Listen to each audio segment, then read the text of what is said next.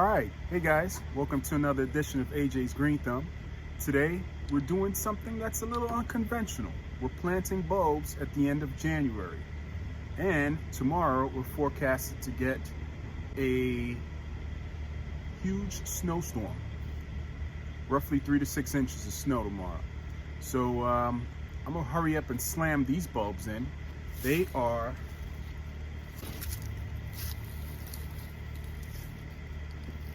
Gladiator Allium bulbs. So I'm gonna go ahead and put these Gladiator Allium bulbs in. I'll put a picture up on the screen as to how they look. They're a pretty sizable bulb.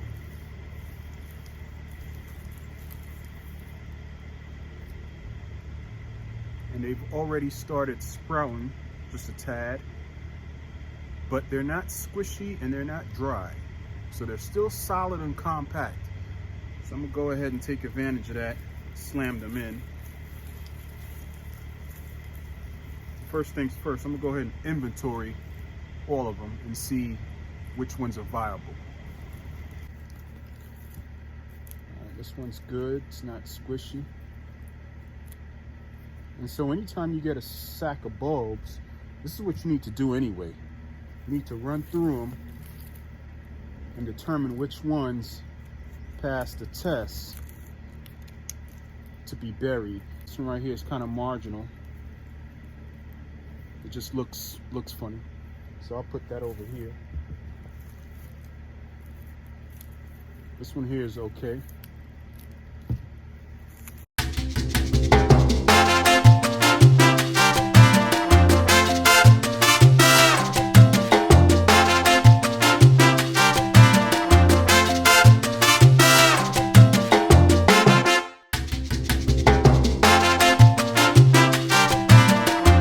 It's safe to say most of these are fine, so I'm gonna go ahead and plant them.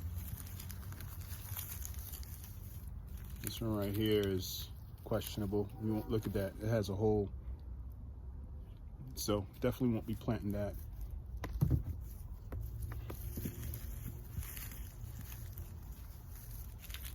And this one's also questionable. It just looks scary. So we got 5 that we won't plant, and 3, 6, 9, 12, 13 that we will plant. So I'm thinking, looking at this bed, first off, this bed is about 13.5 to 14 feet deep. Looks a mess right now. That's to be expected. Right now, I'm just trying to determine where I'll put these bulbs. That's a smoke bush tree right there. Perhaps we can put some in that empty space right there. Yeah, perfect spot. We'll go ahead and slam in, I don't know. We'll probably put in about 7 to 9 right here. This will provide a really nice impact.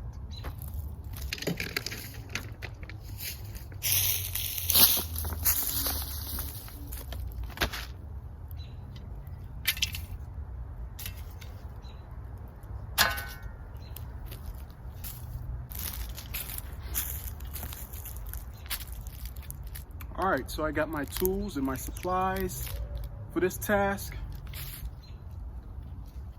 Always a cup of tea.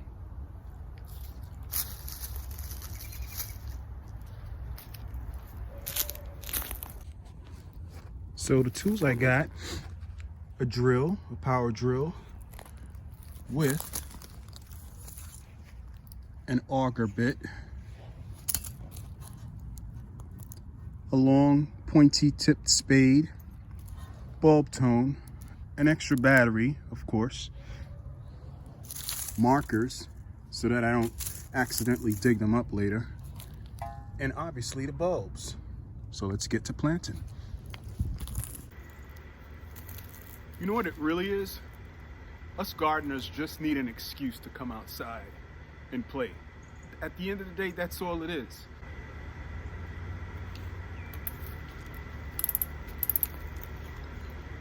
Some of these perennials got to get moved around next year too. Well, this growing season, that is.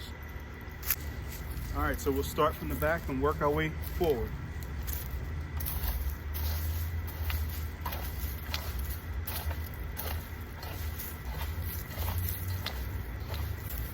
And I'm just gonna clear out a big area, roughly 4 to 5 feet by 4 to 5 feet.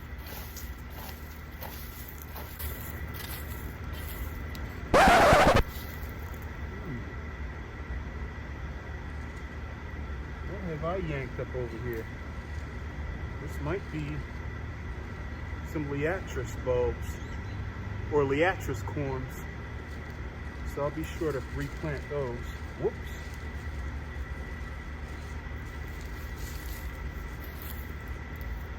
Oh, looks like I had, well, you know what happened? All the Liatris I winter-sown last year, I planted them. They didn't do too well. It was too wet. But it looks like they were working underground, as perennials always do. So I will be sure to salvage any corms I find. There we go, right here. Wow, look at that. I won't even mess with that. I'll leave that alone. So it looks like I'm gonna have a little purple theme here. We've got Liatris, these Gladiator bulbs. We've got purple coneflower.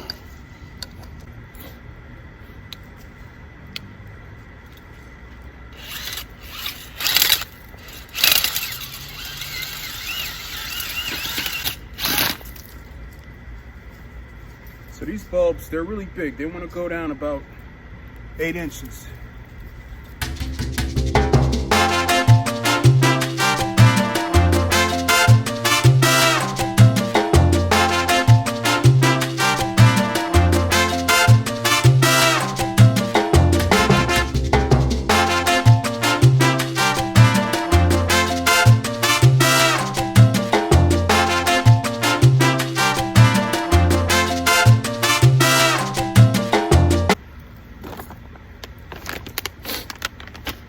Get our bulb tone.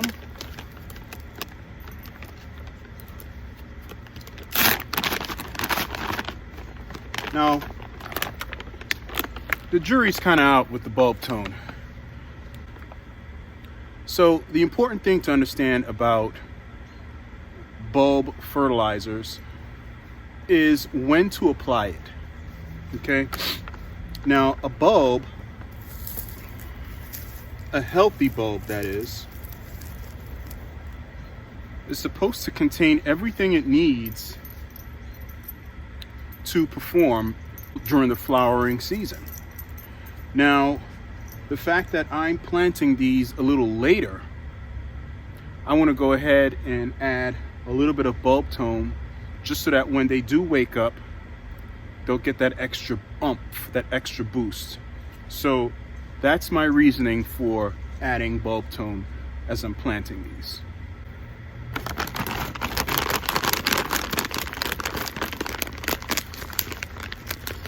So I'm going to take a generous pinch, okay, add some to the hole, stick my bulb way down there. One thing I've noticed about my area or my garden is that it gets rather moist throughout the season. So let me get some grit. All right, so I got my grit, which all it is some patio sand mixed with some gravel right here. Clearly, that's why the Liatris didn't do as well as it should have last year. But the corms did survive, so that's a good sign.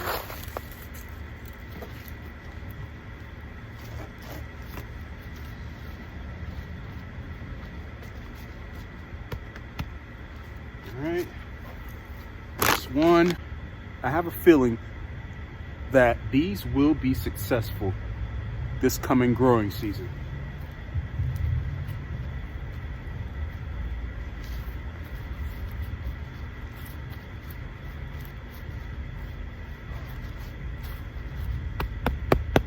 So I'm gonna put my marker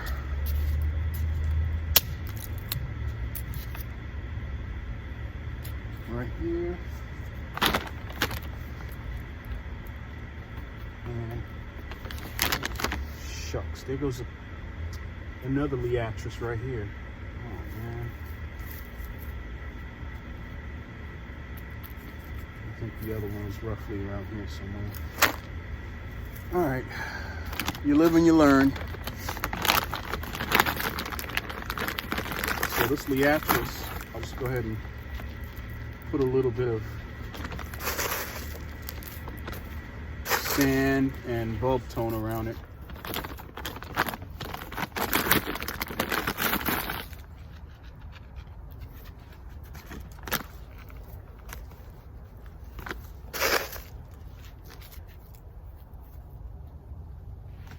This is the weird one. Look at that. Well, I'll just leave that discussion alone.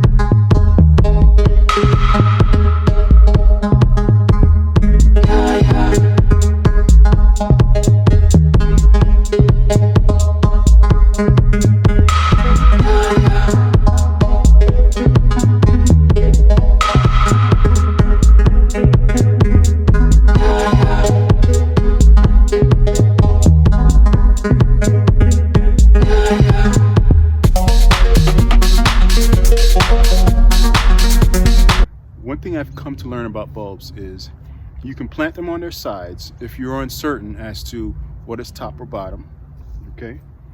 But even if you were to plant it upside down, the genetics of these plants, in time, they will find themselves right side up.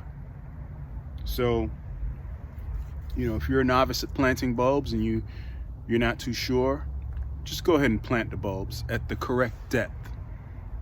But just understand that in time, they will find their way right side up. One more to go.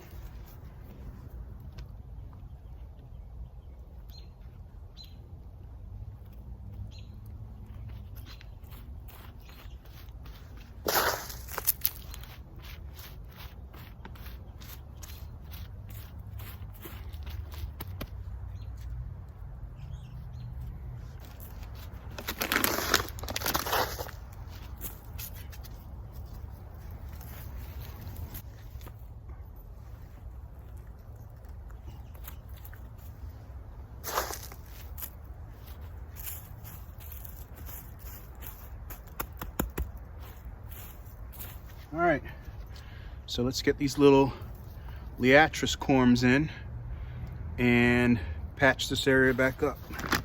So right here is where I have a Liatris plant, or I can see the corms. And so right here, about a foot to 14 inches away from this location, I will go ahead and replant the corms for the Liatris that I accidentally raked up. It's an experiment to see if they'll come back after being disturbed in the middle of winter. So I'll go ahead and put this one down. Cover that up. All right.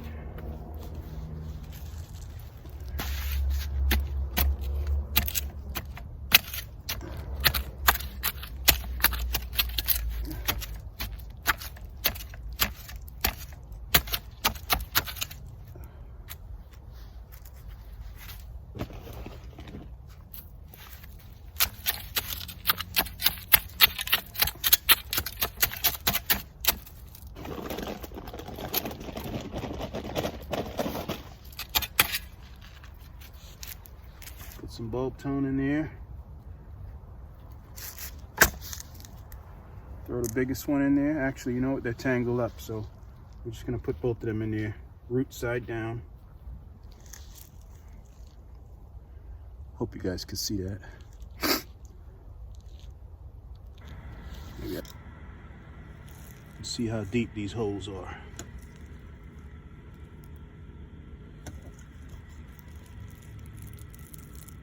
They're pretty deep. So here's the size of the bulb. I can guess that that's about close to 3 inches across and maybe 2.5, 3 inches high. So these holes has got to be about a good 9 inches. All right.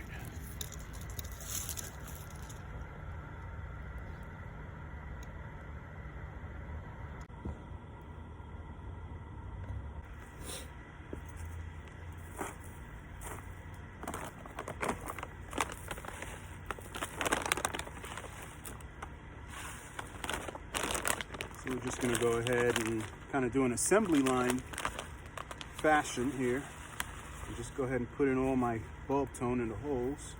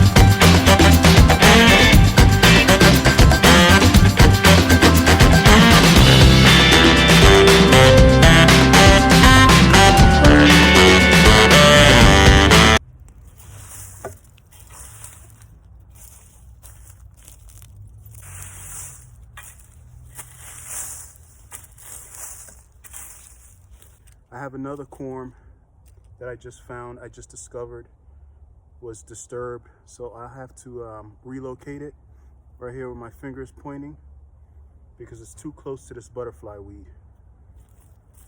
So I'll just move it over a little bit over here somewhere.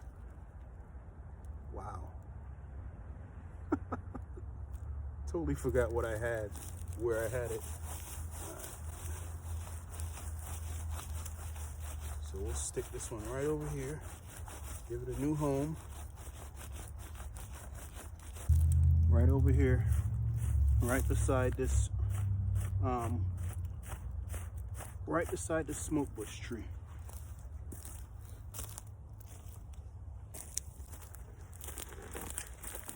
This one's a pretty fat one too.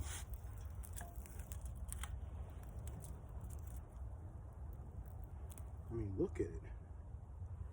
That is huge. It's another Liatris corm.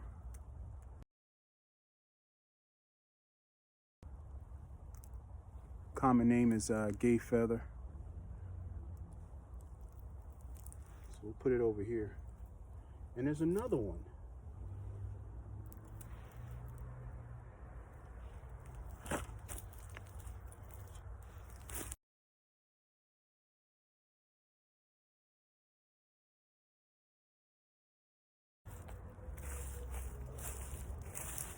I'll mark that like this. So these are some stakes that I had.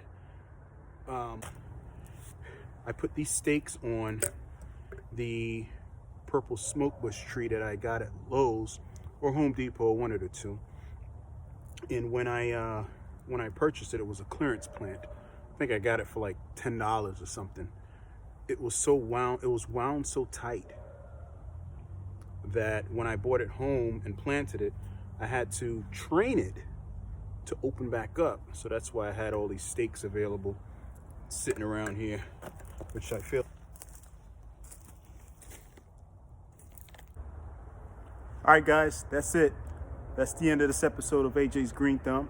So I just finished planting about 13 to 14 Gladiator bulbs. And during that process, I disturbed several Liatris spicata corms, and those were also replanted.